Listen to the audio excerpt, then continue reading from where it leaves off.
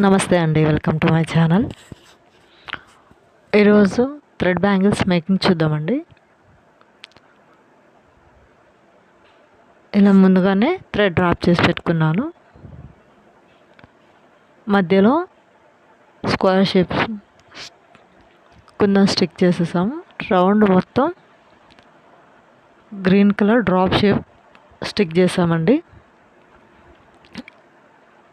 Flower అయితే చాలా బాగుందండి. ఫ్లవర్ డిజైన్ చాలా బాగా వచ్చింది.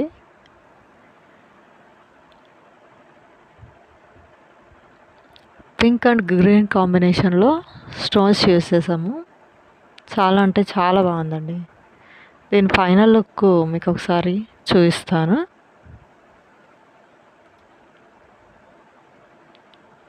ఇదేనండి ఫైనల్ లుక్. చాలా అంటే చాలా బాగుంది. డిజైన్ చాలా బాగుందండి.